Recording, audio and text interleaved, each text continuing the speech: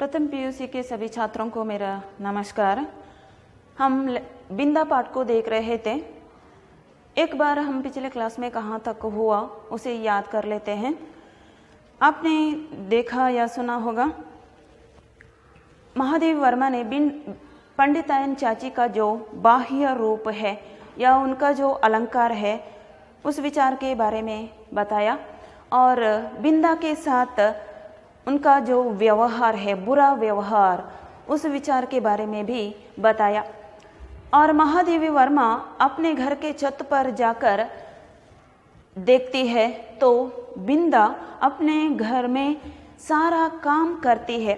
महादेवी वर्मा की उम्र की ही लड़की बिंदा अपने छोटे छोटे हाथों से घर का जो सारा काम है वह करती है। तो उसे देखकर महादेव वर्मा को ऐसा लगा जैसे बिंदा कोई जादूगर है या बाजीगर है। किस तरह से वह आसानी से यह सब काम करती है। क्योंकि महादेवी वर्मा अपने घर में एक भी काम नहीं करती या महादेवी वर्मा की माँ है, वह महादेवी वर्मा से उनके हाथों से एक भी काम नहीं करवाती है। इसलिए महादेवी वर्मा को आश्चर्य होता है कि बिंदा किस तरह से यह काम इतने आसानी से करती है। जब उनका यह आश्चर्य है तो उस आश्चर्य को भी उपेक्षा कर पंडितायन चाची और पंडित बिंदा के पिता दोनों बिंदा को डांटते थे, उस पर चिल्लाते हैं। तो महादेवी वर्मा को और भी आश्चर्य होता है, मन में एक तरह का उलझन पैदा होता है। क्योंकि जब बच्चे लोग छोटी उम्र में अगर कोई काम करे तो बड़े लोग उन बच्चों की तारीफ करते हैं, लेकिन बिंदा वह सब काम उतनी कठिनाई से सब काम करने पर भी कोई भी पंडित भी पंडितायन चाची भी दोनों भी बिंदा की तारीफ नहीं करते, बदले में उस पर चिल्लाते हैं, उनकी पिटाई करते हैं, उन्हें डांटते हैं। यह सब महादेवी वर्मा के मन में एक तरह का उलझन पैदा कर देता था और उसे महादेवी वर्मा को बिंदा की इस परिस्थिति पर एक दुख होता है। किस तरह का जीवन बिता रही है यह बिंदा, क्यों पंडितायन चाची इस तरह का बुरा व्यवहार बिंदा के साथ कर रहे हैं। तो वह अपनी माँ के बारे में सोचती है, महादेवी वर्मा अपनी माँ के बारे में सोचती है। और एक दिन ना महादेवी वर्मा अपनी माँ से प्रश्न करती है, मैं एक भी काम नहीं करती, जिसकी सुशीलता का उदाहरण देकर मेरे नटखटपन को रोका जाता था, वही बिंदा घर में चुपके चुपके कौन सा नटखटपन करती रहती है। इसे मैं बहुत प्रयत्न करके भी ना समझ पाती थी। नटखटपन मतलब बदमाशी दिखाना या अपने घर में ऊधम या उपद्रव मचाना। महादेवी वर्मा सोचती है, मैं घर में एक भी काम नहीं करती तो भी मेरी माँ मुझे नहीं डांटती, तो बिंदा अपने घर में या मैं अपने घर में एक भी काम नहीं करती, सारा दिन मैं नटखटपन दिखाती रहती, बदमाशी करती रहती, अपनी माँ को बहुत ही उपद्रव देती हूँ मैं, फिर भी मेरी माँ मुझे एक बार भी नहीं डांटा, मेरी माँ ने एक बार भी नहीं डांटा। तो बिंदा उसके घर में क्या नटखटपन दिखाती रहती होगी, नटखटपन या बदमाशी दिखाती होगी। उनका जो नटखटपन है, क्या है वह नटखटपन या क्या बदमाशी, क्या उपद्रव दिखाती है बिंदा उसके घर में, यह समझने का प्रयत्न महादेवी वर्मा करती है। लेकिन कितना प्रयत्न करने पर भी महादेवी वर्मा को समझ में नहीं आता कि बिंदा उसके घर में क्या उपद्रव मचाती है, उनका किस उपद्रव के लिए उसे डांटा जा रहा है। इसी उलझन के कारण महादेवी वर्मा अपनी माँ से पूछती है, मैं एक भी काम नहीं करती थी और रात दिन ऊधम मचाती रहती, पर मुझे तो माँ ने ना मर जाने की आज्ञा दी और ना आंखें निकाल लेने का भय दिखाया। मैं एक भी काम नहीं करती थी मेरे घर में, लेकिन माँ ने कभी मुझे नहीं डांटा। रात दिन मैं ऊदम मचाती, ऊदम मतलब उपद्रव मचाती रहती थी। माँ को बहुत ही उपद्रव में देती थी। लेकिन एक दिन भी मेरी माँ ने मुझे मर जाने के बारे में बताया, मैं तुझे छोड़कर जाऊंगी या मैं मर जाऊंगी अगर तुम इस तरह से उपद्रव मचाती हो तो, ना एक दिन भी मैं तुम्हारी आंखें निकाल लूंगी, ऐसा उन्होंने मुझे बताया। इसलिए महादेवी वर्मा अपनी माँ से प्रश्न करती है, एक बार मैंने पूछा भी, क्या पंडिताइन चाची तुम्हारी तरह नहीं है? माँ ने मेरी बात का कितना समझा यह तो पता नहीं। उनके संक्षिप्त से ना बिंदा की समस्या का समाधान हो सका और ना मेरी उलझन सुलझ पाई। एक दिन महादेवी वर्मा ने अपनी माँ से प्रश्न किया, क्या पंडिताइन चाची तुम्हारी तरह नहीं है? क्यों वह बिंदा पर इतनी चिल्लाती है? लेकिन महादेवी वर्मा के जो प्रश्न है, उस प्रश्न के पीछे क्या उद्देश्य है यह समझ में नहीं आया। इसलिए उन्होंने उत्तर दिया, हाँ पंडिताइन चाची भी मेरी तरह ही है। लेकिन उनका जो उत्तर है, इससे समस्या का सुलझन, बिंदा की समस्या है वह सुलझ नहीं पाया, या महादेवी वर्मा के मन में जो संशय था वह भी, उस प्रश्न का उत्तर भी नहीं मिल पाया। उलझन उसी तरह से आगे बढ़ता गया। क्यों बिंदा पर वे दोनों चिल्लाते हैं या उसे डांटते हैं? क्या नटखटपन दिखाती है बिंदा अपने घर में? ಈ ಮೊದಲನೇ ಪ್ಯಾರಾಗ್ರಾಫಲ್ಲಿ ನೀವು ಕಳೆದ ಕ್ಲಾಸಲ್ಲಿ ನೋಡಿರಬಹುದು, ಕೇಳಿರಬಹುದು, ಮಹಾದೇವಿ ವರ್ಮಾ ಅವರು ಪಂಡಿತನ್ ಚಾಚಿ, ಬಿಂದನ ಹೊಸ ಅಮ್ಮ ಏನಿದ್ದಾರೆ ಅವರ ಒಂದು ಅಂತರಂಗ, ಬಾಹ್ಯ ರೂಪ ಸುಂದರವಾಗಿದೆ, ಅವರ ಅಂತರಂಗ ಬಿಂದನ ಜೊತೆ ಅವರು ಯಾವ ರೀತಿ ವ್ಯವಹಾರವನ್ನು ಮಾಡ್ತಾರೆ, ಎಷ್ಟು ಕೆಟ್ಟದಾಗಿ ವರ್ತಿಸ್ತಾರೆ, ಅವಳಿಗೆ ಯಾವ ಎಲ್ಲ ಕೆಲಸವನ್ನು ವಹಿಸ್ತಾರೆ, ಬಿಂದ ಹೇಗೆ ತನ್ನ ಎಲ್ಲ ಕೆಲಸಗಳನ್ನು ಮಾಡ್ತಾಳೆ, ಇದನ್ನೆಲ್ಲ ನೋಡಿದಿರಿ. ಬಿಂದ ಮನೆಯ ಎಲ್ಲ ಕೆಲಸಗಳನ್ನು ಮಾಡುವುದನ್ನು ನೋಡಿದಾಗ ಮಹಾದೇವಿ ವರ್ಮಾ ಅವರಿಗೆ ಅನ್ನಿಸ್ತದೆ, ಇವಳೇನು ಜಾದುಗಾರ್ತಿಯ, ಹೇಗೆ ಇಷ್ಟು ಸಣ್ಣ ವಯಸ್ಸಿನವಳು ತನ್ನ ಸಣ್ಣ ಸಣ್ಣ ಕೈಗಳಿಂದ ಈ ಎಲ್ಲ ಕೆಲಸಗಳನ್ನು ಅವಳು ಮಾಡ್ತಾಳೆ ಅಂಥೇಳಿ ಮಹಾದೇವಿ ವರ್ಮಾ ಅವರಿಗೆ ಅವಳ ಕೆಲಸಗಳನ್ನು ನೋಡುವಾಗ ಆಶ್ಚರ್ಯ ಅನ್ನಿಸ್ತಿತ್ತು. ಆ ಆಶ್ಚರ್ಯ ಅಥವಾ ಮನಸ್ಸಿನಲ್ಲಿ ಉಂಟಾಗುವಂತಹ ಒಂದು ಗೊಂದಲ, ಅದಕ್ಕೆ ಪರಿಹಾರ ಸಿಗ್ತಾ ಇರಲಿಲ್ಲ. ಸಹಜವಾಗಿ ಮಕ್ಕಳು ತಮ್ಮ ಮನೆಯಲ್ಲಿ ಯಾವುದೇ ಒಂದು ಕೆಲಸವನ್ನು ಮಾಡಿದಾಗ, ಸಣ್ಣ ಮಕ್ಕಳು ಯಾವುದೇ ಕೆಲಸವನ್ನು ಮಾಡಲಿ, ಆವಾಗ ಹಿರಿಯರು ಅವರ ಬೆನ್ನು ತಟ್ತಾರೆ, ಅವರಿಗೆ ಶಾಬಾಸನ್ನು ಕೊಡ್ತಾರೆ.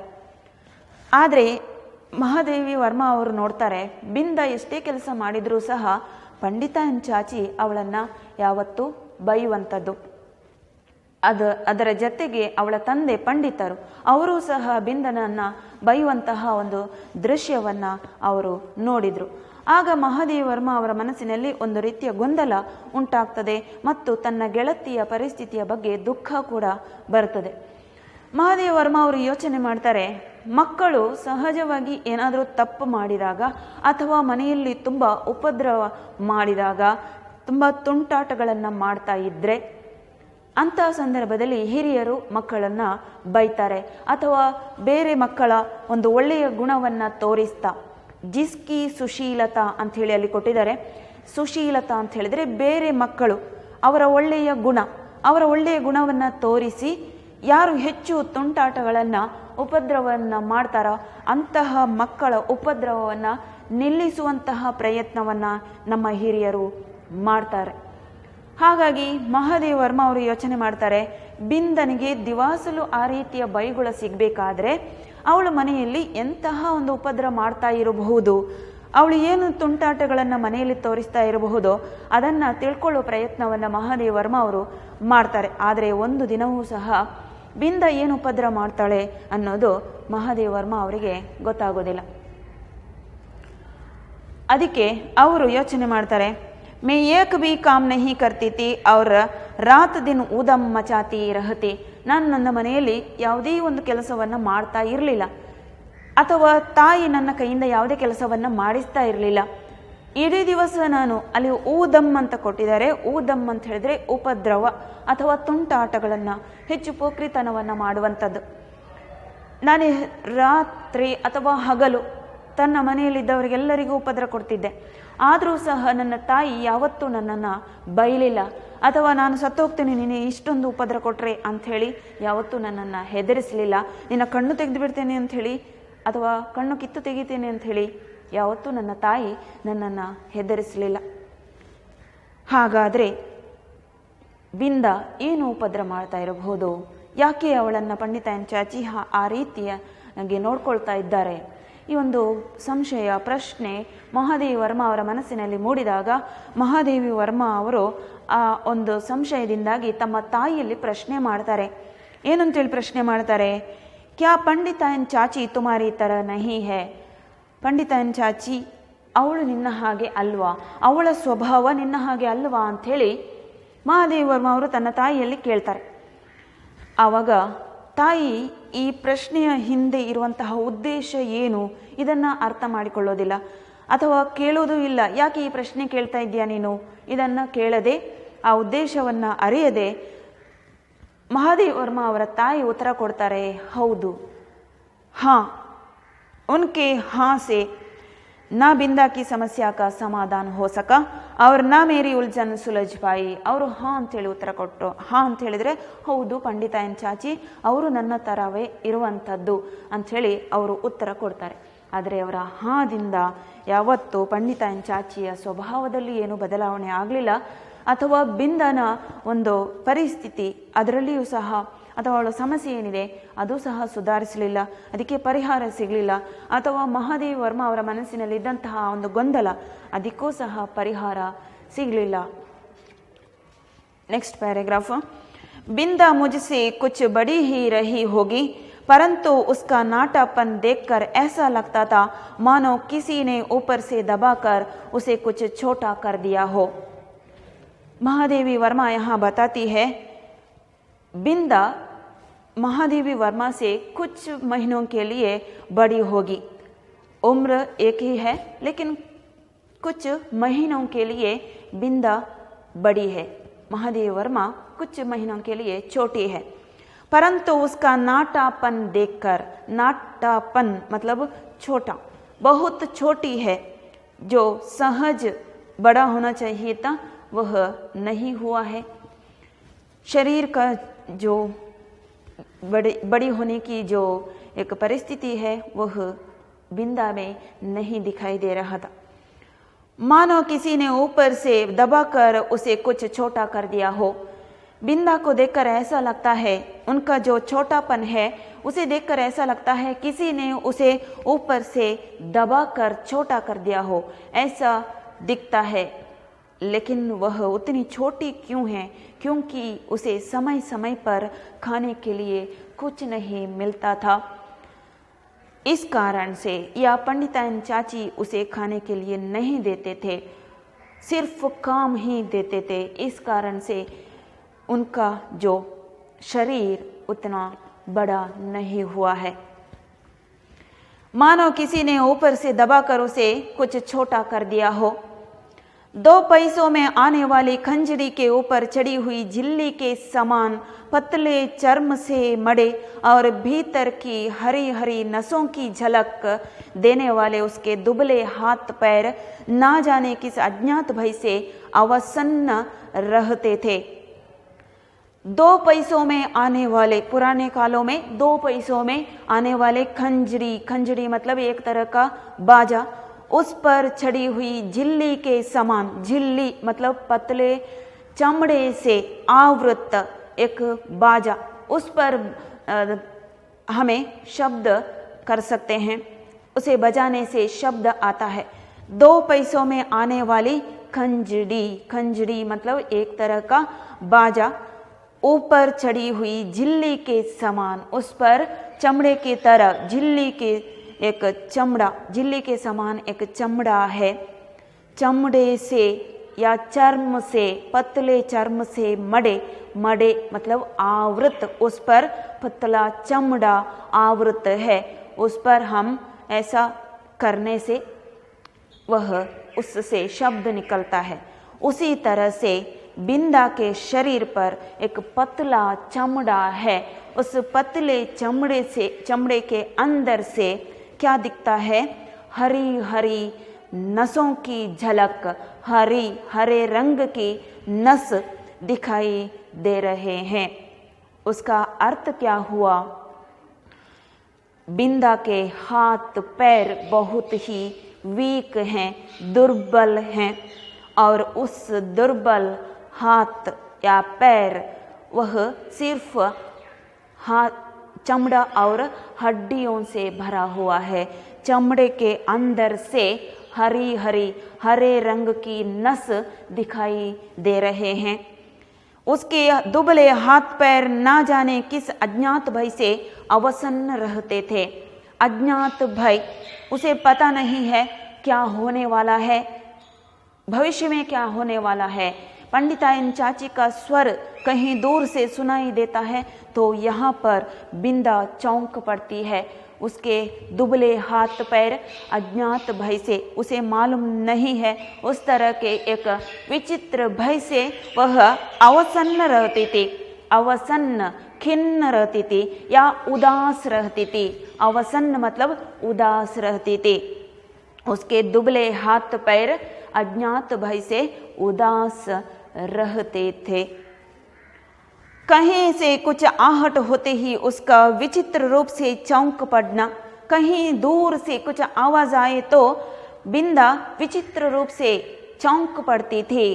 पंडिताइन चाची का स्वर, मुझे डांटने अब वह यहाँ आएगी, मुझे डांटेगी, मुझे मेरी पिटाई करेगी। इस तरह से वह विचित्र रूप से चौंक पड़ती थी, भयभीत हो जाती थी। पंडिताइन चाची का स्वर कान में पड़ते ही उसके सारे शरीर का थरथरा उठाना, उसका शरीर थर उठाना, थर मतलब विचित्र रूप से कांपता था उसका शरीर।